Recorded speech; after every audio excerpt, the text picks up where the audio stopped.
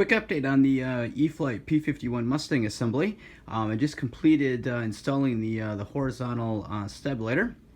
And that goes together with just two screws holding it down, and there's a carbon fiber spar that connects the two halves to give it some rigidity.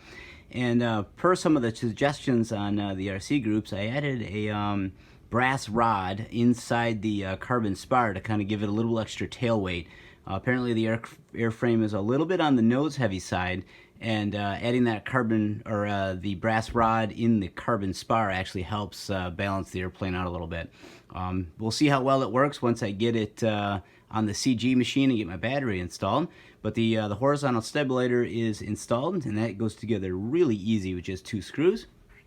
I also completed the wing assembly this evening and ran all the wiring through the hole in the fuselage next to the receiver there. And the next step is, of course, to clean up this bundle of wires here with some zip ties and secure them in the little cavity that you see right in front of the receiver, so they'll be out of the way.